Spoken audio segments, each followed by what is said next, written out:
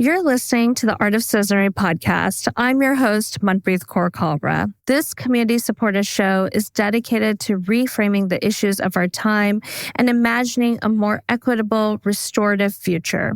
If you find value in these conversations, please subscribe, rate the show 5 stars, and consider supporting us at artofcitizenry.com/support.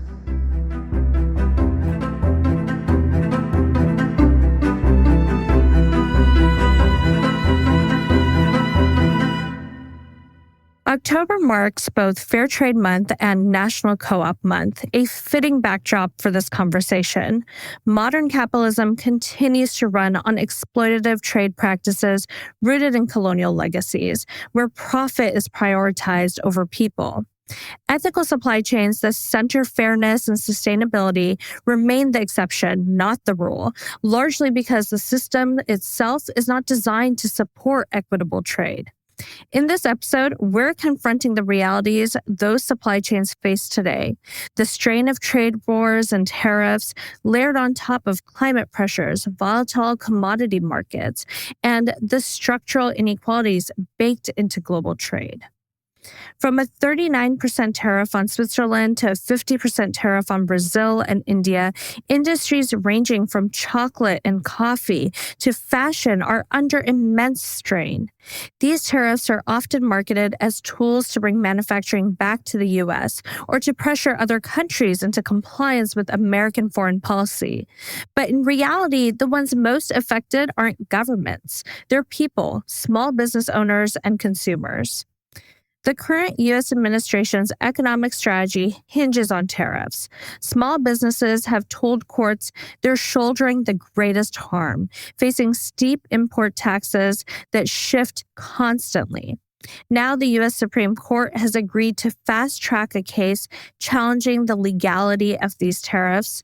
At stake is not just the survival of individual companies, but broader questions about how far executive authority extends in reshaping global trade. And for fair trade, ethical businesses, and cooperatives, the stakes are even higher. It's not just about surviving tariffs, it's about whether ethical supply chains can survive in a system tilted towards multinationals and shareholder profits. In this episode, I'm joined by Nicole Vitello, Vice President at Equal Exchange, a fair trade worker-owned cooperative sourcing goods from coffee and chocolate to bananas and avocados. Together, we unpack the impact of trade wars and tariffs on ethical supply chains.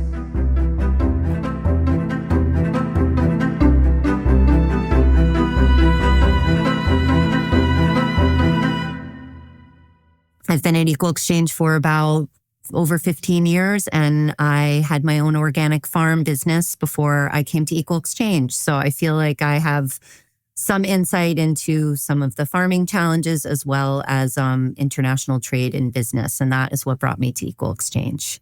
So Equal Exchange was founded in 1986 as a for-profit corporation, but structured as a worker-owned cooperative.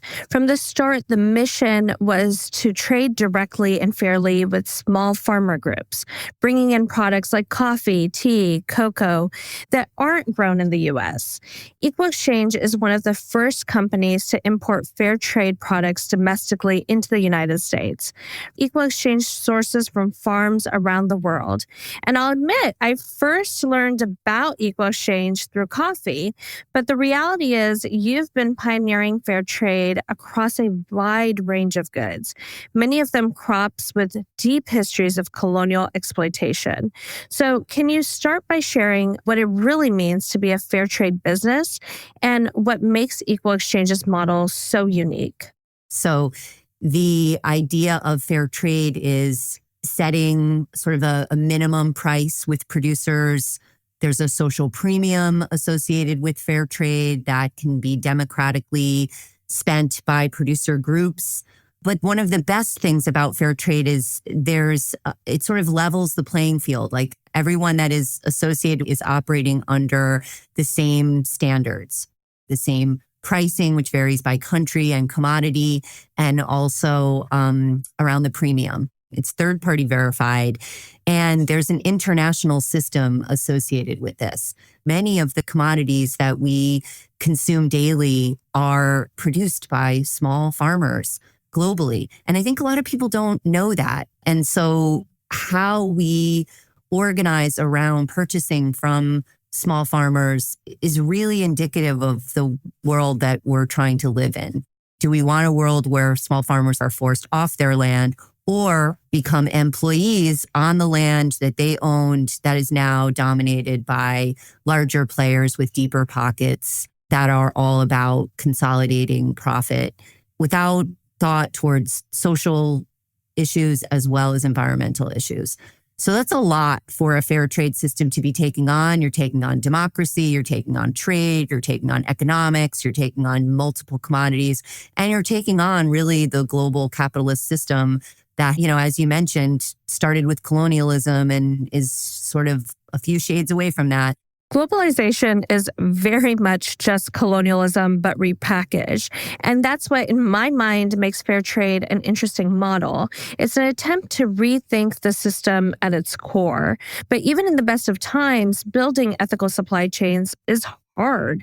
But before we get into that, I do want to start with a definition to guide our conversation. So a supply chain is the full journey from raw materials all the way to finished products in consumers' hands, including manufacturing, transportation, and the value added at each stage. There are so many factors to navigate, and now you add trade wars into the mix, which I will add is nothing new. It's just amplified to the point where the highest court in this country is having to issue an opinion about it, which is a whole other thing given the current opinions coming out of the court. But anywho, just recently, we saw a 50% tariff on goods from India, where you source your tea from, and a 50% tariff on Brazil, a major coffee exporter. For most consumers, tariffs feel confusing and abstract. So can you break it down for us? Who actually ends up paying these tariffs, and how do they impact companies like Equal Exchange and your relationship with smallholder farmers? Equal Exchange has always been a very political organization. The origins that I alluded to really were around, this was in 1986. There was a Reagan embargo of Nicaragua. These three guys that were coming out of the New England Food Co-op warehouse movement said, hey, we really want to import coffee. And why should Nicaraguan coffee farmers be suffering around our government policies?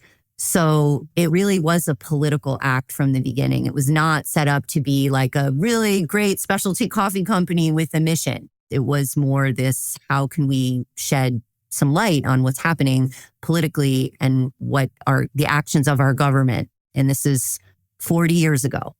And here we are again today, farmers suffering, consumers suffering, decisions being made outside of their control that might not be the way that they want to interact, both in the marketplace and socially or politically. That's our DNA, is to say, how can we trade directly with small farmers and avoid a lot of the exploitation that's going on by people that have power in the supply chain that are not small farmers. So those are typically middlemen, brokers, coyotes, all sorts of people that are profiting off the disconnect between both companies and small farmers. So those dynamics are really important to just keep in mind as we talk about tariffs and as we talk about also epically high commodity prices for coffee and cocoa, which are experiencing 50-year highs. Why are they experiencing 50-year highs? Well, the commodity market is weird because you're speculating on the futures pricing of commodities, which are in a lot of cases food, which is a very strange place to be speculating, versus oil, gas, other things. So here we are. We have these high commodity prices that are mostly driven by climate change, which is affecting the supply of these products.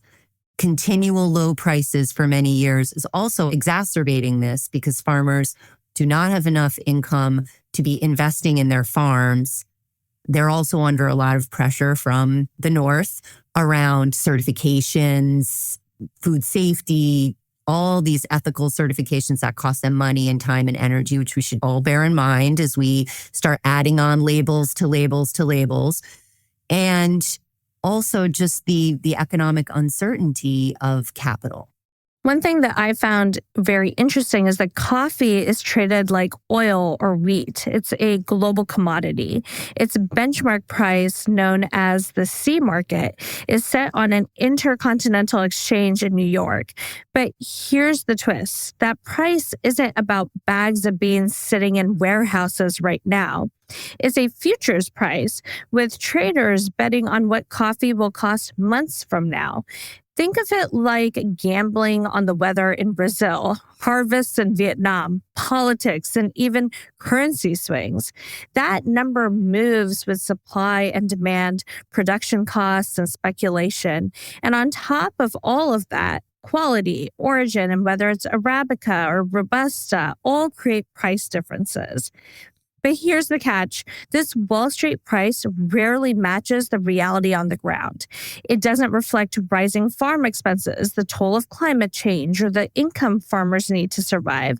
So when you hear coffee prices are up, that number is really a financial benchmark, not the lived experience of people growing the coffee. There's a lot of moving parts here that are yet unknown. Also, we know that there is a lot of greedflation going on out there where now companies know that they can pass on higher costs to consumers who will pay, lining the pockets of shareholders who are with these big companies buying back stock and raising their stock price for shareholders. I don't want to overwhelm the discussion with all of those factors, but all of those factors are what we are weighing in our business decisions and how we survive our model of paying small farmers more, taking a low margin ourselves, doing all of the import work ourselves, roasting the coffee ourselves, packaging it ourselves, and trying to sell in bulk to like-minded people like food co-ops, right? So, wow, that's already a lot, but that is our basic model. Cut out the middlemen, do most of the work ourselves, take a modest margin ourselves, and really try to have as much control over the value add as possible. And that's also another way in which small producers have been left out of this discussion. Raw materials are the lowest cost in a supply chain, typically. That's changing now with cocoa and coffee, but that's the real shock, right? Companies have depended on keeping these commodity prices low, so then they can add on their margins and the small producer stays in the same place they've been. The price of coffee has not changed enough over the years to keep up with inflation and costs and all the other things that are bearing down on small producers. However, that lower price of coffee has allowed more volume to move through the world, which does benefit small producers. So that it's really this sweet spot between what is your price on the shelf? Does that allow you to move the volume that you need that allows your supply chain to function? Because the only way equal exchange succeeds is through that volume game. On paper, higher coffee prices might sound like a win for producers, but as you've said, the reality is far more complex. Volumes, consumer behavior, and global market forces all determine whether small farmers actually benefit. We have multiple origins. We buy at different times of the year. The Central American harvest is in the spring. The South American harvest is later, usually in the early summer. So we can blend origins that have different pricing. We can have security around the blends that we make, depending on which countries are doing well or, have shortages. We have a lot of control around that. And that's how we're able to keep our price reasonable. It's not by paying producers less. It's by being nimble with our sourcing, our operations, and our blending. So if we lose that ability because certain origins are now not accessible to us, or certain origins are now costing a lot more because they have a higher tariff, I will also mention the 50% tariff on Brazil, which is putting the coffee market into a tailspin because Brazil and Vietnam are the major suppliers of commodity coffee. So that is going to affect specialty coffee. These are all self-inflicted wounds, right? So I'm ranging pretty far and wide here from your question, but I think I'm trying to present the larger landscape here in which tariffs are a piece. Our average green bean coffee price at the end of the year to now has increased by $1.15 per pound. So that is the commodity price being higher, but it's also the tariffs having an effect. Tariffs are dwarfing the commodity price though, because the commodity price has gone up that much for us and it's continuing to go up because we had some older inventory that we could blend. Now we're into all of our newer inventory, which is at a higher price point. So we are forced to pass that directly on to the retailer who is passing it directly on to the consumer. So you are starting to see coffee prices on the shelf at $15 a pound for organic specialty coffee and higher. And some people predict it may go to $20 a pound. People would want to say, great, that's great for small producers. I don't know that it is. Yeah, on the surface, a price increase may sound like good news for farmers because higher prices should mean more income. But as you've described, it's not that simple because farmers aren't the ones necessarily receiving that price differential. Additionally, if prices climb too high, consumers may just walk away, switching to cheaper options. And when that happens, farmers don't necessarily win.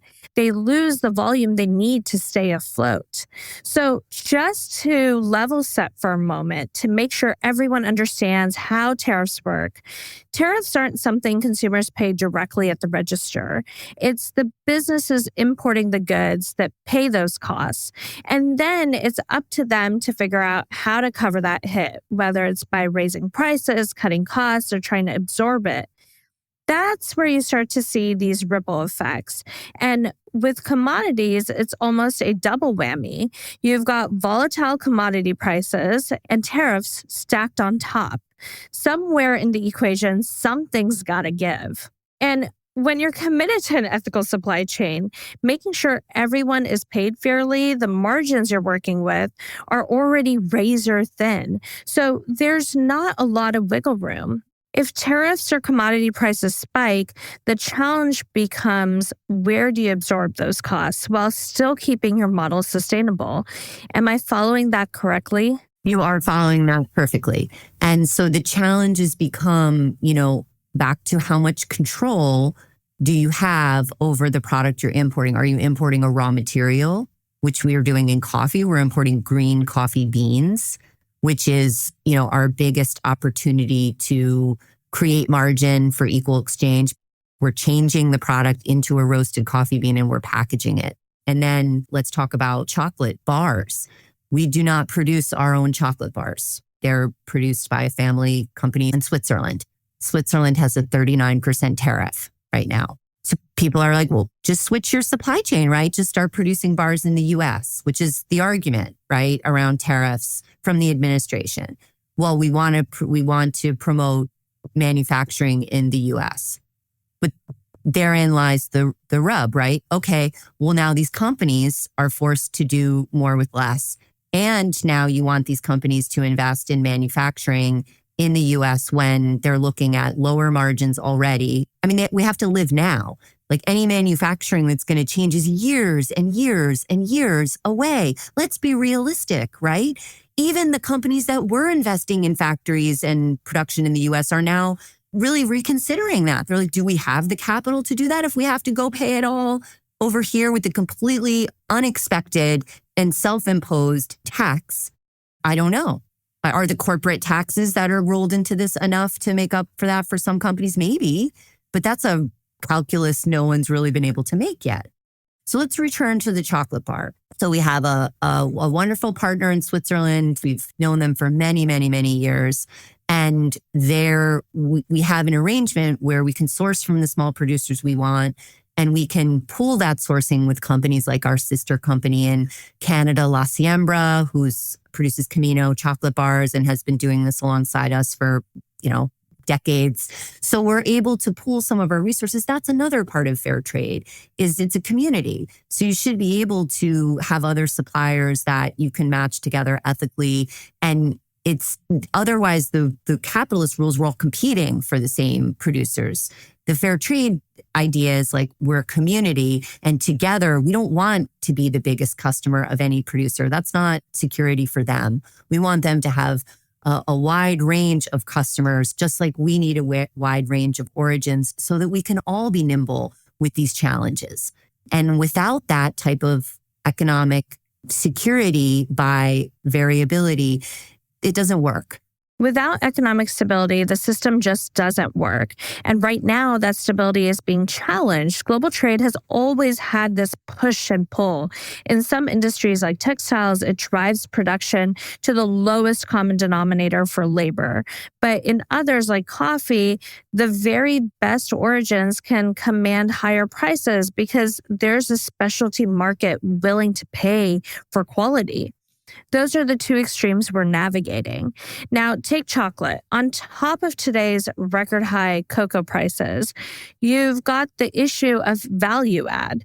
Raw cocoa beans are one thing, but to make a chocolate bar, you need cocoa butter, cocoa liquor, and processing. And that's where costs are really spiking.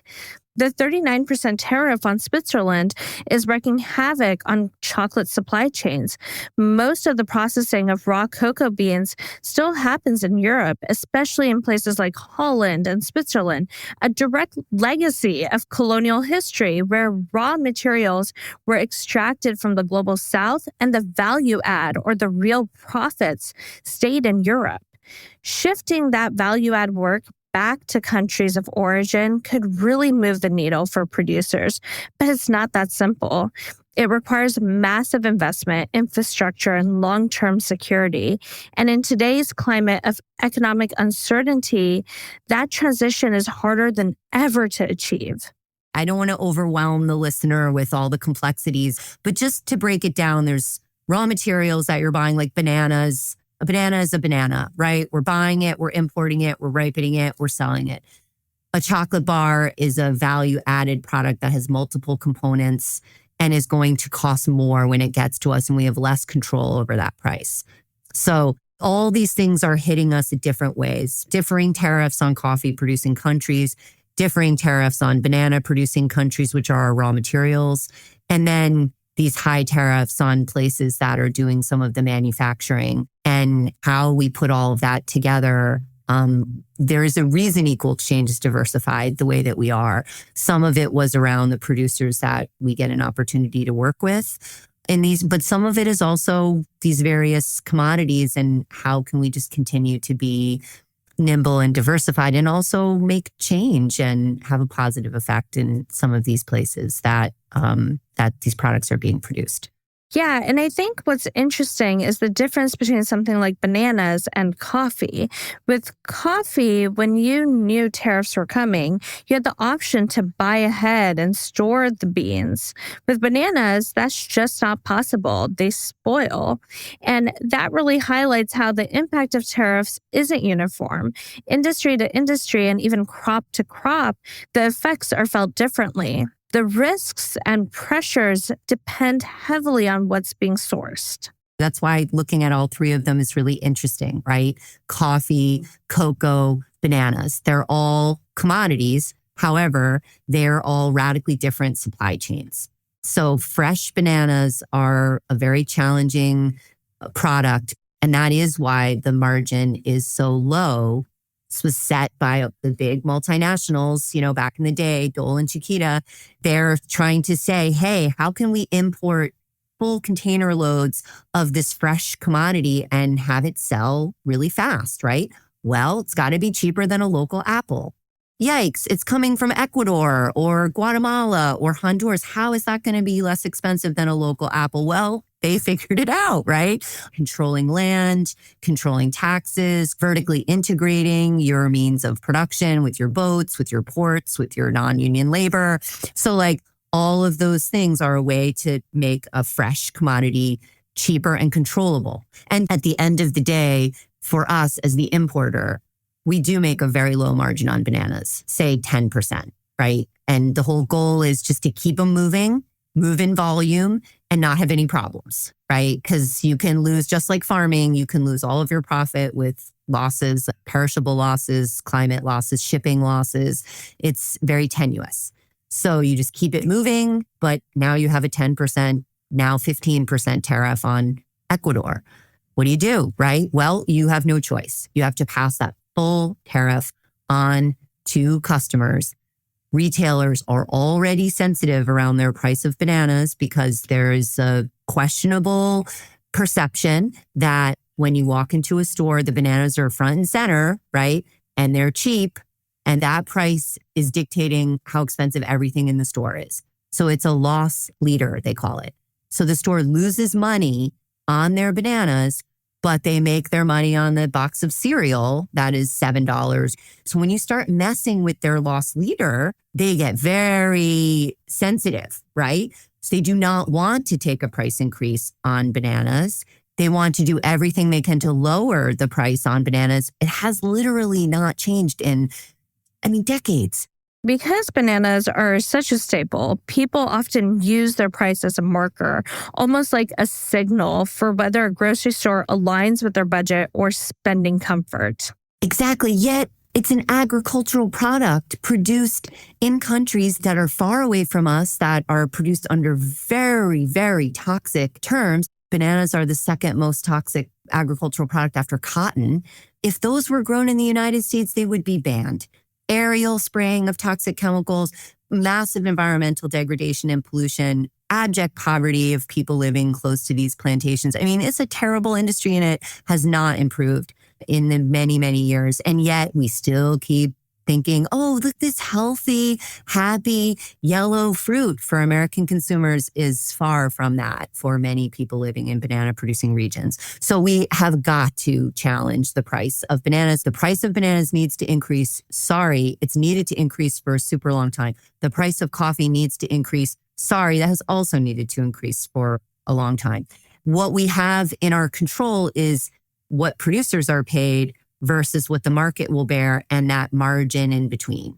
So cutting out, a lot of people who are profiting off that distance is one way, and also raising prices and being transparent about the market and the price of bananas. And the demand for organic has increased, but retailers need to hear from consumers that they're willing to pay, because this dynamic of the retailer knowing better than the consumer is antiquated and has to change. Yeah, and I think one of the other threads here is climate change. You mentioned Vietnam earlier in the context of tariffs, but Vietnam is also interesting because its coffee really grew as the cheaper alternative in the global market. And now, even there, we're starting to see the impacts of climate change on production. Can you talk a bit about how climate change is shaping the story and adding yet another layer of complication to sourcing coffee? Yeah, well, I think that we are asking small producers to do more with less as the climate is changing. Roya is a coffee rust, which affects coffee plants. I'll use two examples. I'll use Roya and I'll use Panama disease TR4, which is happening in bananas. Both of them are exacerbated by the climate warming. So coffee is typically grown in high altitudes by small producers. 60% of the world's coffee is produced by an estimated 12.5 million people working on farms no larger than 50 acres. For years, certain varieties have been grown by small producers at these latitudes. And now what's starting to happen is the place you were growing coffee has gotten hotter. And so typically, the higher you go, the cooler it is. The microclimates that are created in these mountainous areas where real specialty coffee is grown is now challenged because now your temperature has gone up. So your plants are stressed. And the varieties that you have been growing for years are no longer suited there. So if you're in a place like Colombia, which has an incredible agricultural extension service around coffee, which is a major coffee growing country, and they've invested in that industry, you have the technical support from the government and elsewhere to find new varieties, to replant your farm, to do other things. That takes time, right? It's going to take time to renovate your farm. You're going to lose production in the meantime. There's a cost to that, but you will have a future. In other countries that don't have those types of investment in services, what do? Your farm's no longer viable. You have Roya, on your plants, which makes them not productive. Do you leave your farm? Do you start doing something else? Do you emigrate because you have no choice? All the other conditions that are going on that are in your country socially or politically are adding to that, but your economic viability and your land ownership and the value of that land, all of those are threatened by climate change. So it's not that it's just getting more expensive or supply is diminishing, like it's a bad year or it's a good year or things like that. Farmers are used to that. Farmers are the smartest people about their land and their commodities. They just need the resources and the support to do it, and not a continuing pressing down on price, a continuing fight for sales and opportunities. Many farmers that are producing specialty coffee, the ones we buy from, they sell into a coffee co-op. So individual small farmers don't have enough volume to export themselves. So there has to be somebody consolidating that product. So really the highest bar is you have farmers owning their own land. Thus they can make these changes and invest and see a future. They own their business by being part of a co-op. That means they're a member and an owner of the coffee exporting co-op, which is also doing the processing and some of the other things. So that effect on land ownership, on business ownership, and on the resources needed to weather change, we have got to invest in that, because once we lose those supply chains, we lose those farmers. And as we know everywhere, young farmers are a rare thing. And we have got to encourage the next generation to want to farm, to see an economic viability in this, and to provide some incentives for them to do that, because otherwise they're leaving. And that's a brain drain in country in its own way, right? A highly skilled coffee farmer leaving their industry is a huge loss. Earlier this year, we saw cuts to international development programs such as USAID, which accounts for less than 1% of the U.S. budget, 0.3% in 2024 to be more precise. Equal Exchange's work goes beyond the commercial side of sourcing and selling products. For the past decade, you've also run non-commercial programs like the USAID Cooperative Development Program, which provided technical assistance, financial training, and business development support to coffee, cocoa, and banana farmers. But earlier this year, those efforts sound like they took a big hit. The current administration abruptly terminated a $4.5 million USAID grant you were working with, cutting off support for the farmer groups you were working with in Mexico, Guatemala, and Peru. How do cuts to programs like USAID end up undermining long-term capacity of smallholder farmers and the type of impact businesses such as Equal Exchange are trying to make? We've been doing this now for over 10 years. So we've been through 2 grant cycles already. The money we are allocated through the grant, we pass right through to staff in country and to the programs that are being run in the countries. So the grant was terminated with very little notice. We were in second year of the grant cycle. It was a $4.5 million grant over 4 years. So the math is over $1 million a year in money that's funding staff and these projects. All of a sudden gone, planned out, staff hired, projects running. We're like, well, I guess we just have to stop. We have to fire all these people who we really admire and who have been super effective. And good luck finding another job for them, because all these projects have been cut. So you have this huge amount of talent roaming around jobless, and that's not good for anything. And so we were like, gosh, we can't just do that. So we said, we're just going to put some of our own money into this to keep staff on and to keep a few projects going. And then we opened it up actually to donations from our base just to try to offset some of the cost. And so we have had an incredible amount of support for this program. It's been very humbling, and it's a real grassroots fundraising effort. But I also know there's so much need out there with these federal programs being cut. It's our tax dollars that was going towards that. Like, our money is what we put into these programs. It's not the administration's money. We are running this small farmer fund, and it's a modest program at the moment, but we're continuing to work towards it. And It really is for all the reasons we've been discussing. You described equal exchange as kind of a pass through, which is really unique because so often international development programs rely on consultants flown in from the global north instead of hiring local talent. And that approach undercuts the very purpose of development and the core principles of fair trade, like building real capacity on the ground. But to bring it back to the heart of our conversation, how is the current state of global trade creating new challenges for businesses trying to build sustainable sourcing models? And given all these pressures, is it even possible to start an ethical business right now? The barriers to entry are definitely higher. Equal Exchange is in a good position because we've been around for 40 years. We're a worker-owned co-op, so we own our business, and that allows us some security from shareholders and other means controlling our destiny. We have amazing investors that we've had for many, many years. Our capital model is very radical. There's no guaranteed dividend.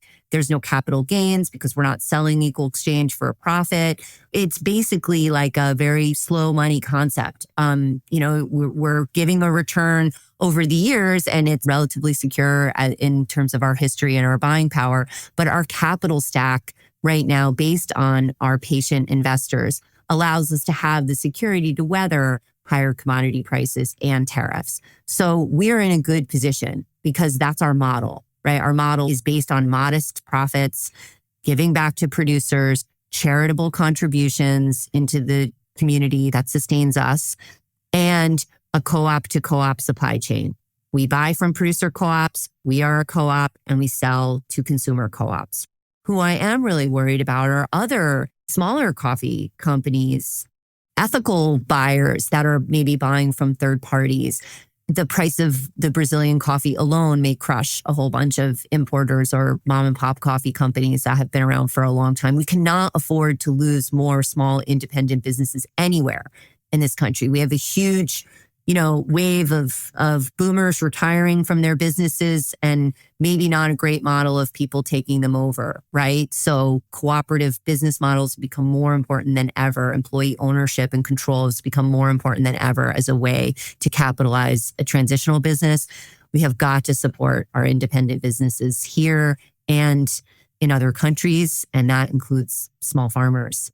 Our biggest concern is if we start to lose volume because our prices are too high and that impacts our ability to buy and sell, and or the marketplace out there, which has become very savvy about talking about the two tiny things that companies are doing really ethically without talking about the 98% of things that they're not doing ethically. It's become really, really challenging. We may be 40 years old, but our model is like more radical now than it ever was. It sounds like that at this moment where both small farmers and small businesses are under immense strain, co-ops offer a way to build resilience and keep values circulating in communities rather than being siphoned off by shareholders. I suppose on that note, what are the challenges small businesses trying to build impact-driven models are having to think about right now? The challenge is going to be, how do you build a company that is sustainable from the beginning? It's going to be slow. It's going to be small. It's going to take time. You need community around you and you need to know what you're doing and why. And it needs to be at a scale. The scale part is, to me, the most important. What is the scale? If you're an importer, you're already at a different scale. 40,000 pounds of something is coming in a container and you've got to figure out a way to sell it. If you're going to be a domestic company buying domestically from people, that's a different model. Like, where are you selling? Where are you buying? Like, it can't all be this sort of consumer packaged goods environment where you're all of a sudden going to come up with an amazing idea with a bunch of venture capital money behind you that is running the show. Is like, I think that's become, thankfully, more challenged when money isn't free anymore. Interest rates were so low, you could gamble with that kind of stuff. Now they're not. And that's also put the squeeze on a lot of companies that were operating under those conditions, which maybe that's not bad. Right. But at the end of the day, it is harder to do, but I do believe we need it. And we need to be helping. Like, Equal Exchange is always willing to be out there saying, hey, you want to learn about our model? come talk to us. We need friends. Like, we've lost a lot of the alternative trade organizations in Europe and otherwise that were our mentors back in the day. Like, we didn't invent fair trade. We looked to our European friends for how they were challenging their history of colonialism by actually engaging in trade. What is another way to turn the corner on colonialism is fairly trade with these countries that you dominated for many years. How about helping people have dignity and respect and land ownership and business ownership and all of the things that they need to stay where they are under very challenging conditions, doing the work that they have dedicated their lives to doing and want to promote to others. That is the basis of what fair trade is about. And the more we can connect people over that concept and take this sort of lofty, hard to explain concept to a very basic people buying from people under fair conditions, under an ethic that has real tangibles there that people can trust and third party audited, whether it's organic certification, fair trade certification, those are the bases for our business model, and also the direct relationships with farmers that are long term and that are nimble and that have an open discussion associated with them where we can hear what their challenges are and we can try to do the best we can from our side to hear and navigate those challenges, and they have a place to share them with us. I mean, it's not rocket science what we're talking about. Equal Exchange has spent many years now investing in a citizen consumer group, which is our base, and trying to activate people to join us in fighting consolidation in the industry, both politically and otherwise. If people are interested, they can join us in Equal Exchange. We do webinars with producers like our Palestinian farmers in the West Bank, farmers in Burkina Faso. It's all over the world. And we're just trying to trade because at the end of the day, if they lose that economic pipeline, they have nothing. And so it's more important than ever to support these products and for people to look out for products that they can support. Use your pocketbook for good and then politically organize, get involved, like meet with your peers, talk about the Farm Bill and other things that will have effects on this. And like, there are ways to connect, and it is a challenging environment, but it's waking us up, and it's an opportunity for us to get involved and have solidarity. And solidarity through trade is a very tangible thing. Absolutely. We've talked about how tariffs are often framed as a way to push businesses to stop sourcing and producing abroad and instead bring that work back domestically. But that's not something that happens quickly or easily. Supply chains take time to build up. And if you're going to do it thoughtfully, relationship building within that process is key.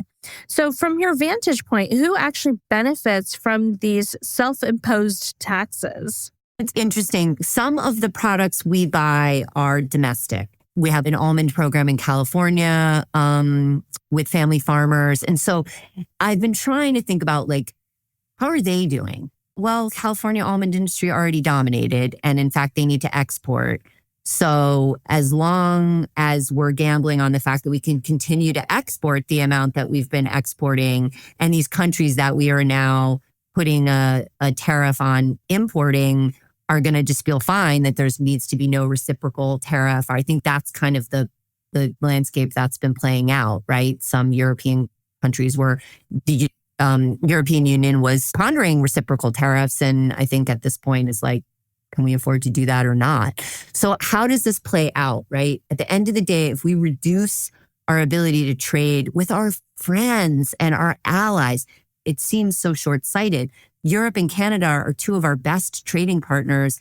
Mexico is one of our biggest suppliers of agricultural and other products. Like, we really have created this intentionally integrated supply chain, and we are just blowing it up. And I do not think we are truly seeing the effects of what this is going to do to the cost of goods, to the availability of goods, to the global supply chain, which depends on ships flowing, the Asia trade, the North-South trade. All of this stuff is like a calibrated system that is just in disarray. And that is only going, we saw this happen during COVID. This is not like a distant experiment for us. We saw supply chains blow up and what that did. And now we're just pretending like that we didn't see that happen, or we don't have any information with which to proceed. So I don't know really what the end game is here. And it is a tax on businesses, and it will increase inflation and cost of goods to consumers. There is no way that that is not happening. And for the argument that we should turn around and start producing our chocolate bars domestically, well, let me tell you, like, the chances of us losing our chocolate program versus surviving long enough to be able to do that is like a 50-50 chance, right? So I think it's very short-sighted to say, under all of this economic uncertainty and all of these taxes that businesses are now paying, you're going to now go reinvest in supply. What you're doing is you're downsizing your company. You're laying off people. You're cutting R&D. You're stopping all the things you did when you were profitable because you're channeling that money towards tariffs and higher prices and a bunch of messy situations that you didn't think you were even going to be in at this point. So I don't see the end game here, and it will put incredible pressure. And I worry about the capitalization of independent businesses and their ability to withstand this huge outlay of cash. Our first container of coffee cost us like an additional $20,000 in tariffs alone. So we are probably looking at millions of dollars in tariffs paid this year. So I don't say easily that equal change will be able to withstand this. We will obviously have effects, but we are prepared for ups and downs of our business, and our capital model allows us to do that. So we're trying to deploy our capital in ways that may help some of our suppliers and producers withstand this and cut down on some of their stress. And we will continue to do that. We're prepared to be nimble and change, but the amount of change that is coming at American businesses daily and the uncertainty with which our partners now look at us is just, and that does feel self-imposed, and that feels really difficult to navigate along with all the other challenges we talked about with global trade and climate and uncertainty. I can't help but wonder if the ones who ultimately come out ahead are the big multinationals. They have the ability to spread losses across complex business structures, while smaller businesses with leaner, more transparent models feel every hit directly. Large corporations can shift numbers between subsidiaries or shell companies, cushioning the impact or even simply passing it down the chain to consumers. But for small businesses, there's no safety net. So it's not so much that multinationals benefit, but they're the least impacted, while small businesses are being pushed closer to the edge of impossibility. You shared a really informative article with me earlier from the New York Times about the coffee industry, in which the CEO of J.M. Smucker, which owns Folgers, openly told investors they were able to pass rising bean costs straight on to consumers and still come out ahead. I suppose because they are starting at such a cheaper price point as a result of unequal exchange, even their increases aren't felt as much as the impact that is felt when small roasters raise their prices. That's the kind of cushion multinationals have. With that, I would like to ask, what is one key takeaway you want people to have from this conversation? So tariffs are a small part of the challenges right now around sustainable business. The challenges that are greater than tariffs are commodity prices and the manipulation and what that's doing, climate change, small farmer supply chains, and also just the marketplace and access and information.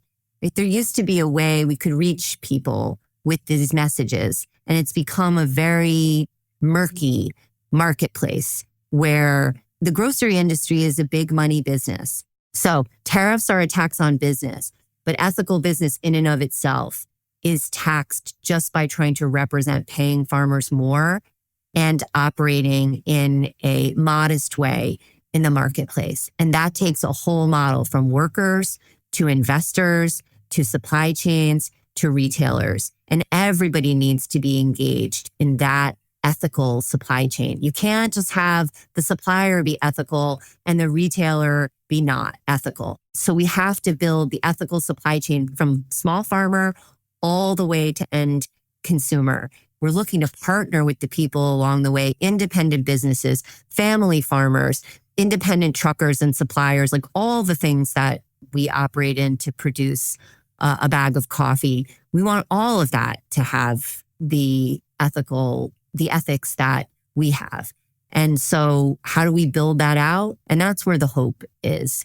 So tariffs are a portal into this discussion, but really the opportunity is for people to understand a little bit more how business works and how global trade works and to engage with that. And to me, that's an opportunity. What we're really seeing is the weight of global economic systems pressing down on those least able to absorb it. Trade wars and tariffs layered on top of climate shocks, volatile commodity markets, and the deep inequalities baked into global trade create a perfect storm.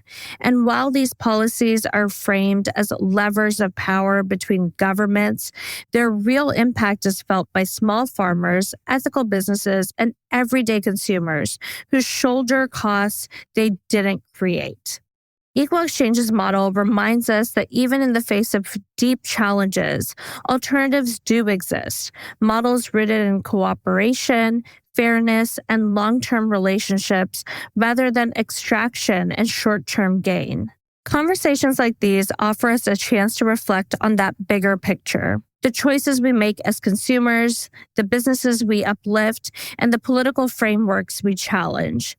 Because if we want supply chains that value people and planet over profit, it will take more than intention. It will take pressure, solidarity, and collective action. Tariffs are just one aspect of the challenges to global trade and the challenges to paying fairly and the challenges to sustainable business and worker ownership and a whole bunch of other things. So I would like to see equal exchange become incredibly relevant to that concept again. And I think we are. And I hope people can see some hope in our model and our ability to survive and that we can help foster community, which is what we've been trying to do all along.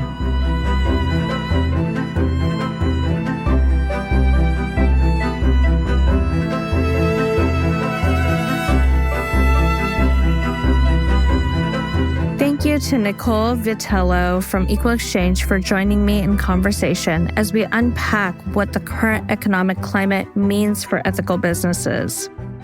Art of Citizenry is entirely listener-supported.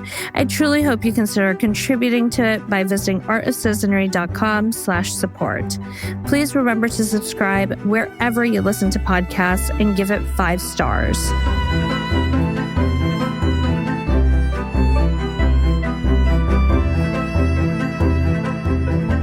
Thank you to our producer, Ali Honore, and editor, Stephen Blevins. Original theme music is by Katrina Zembrak.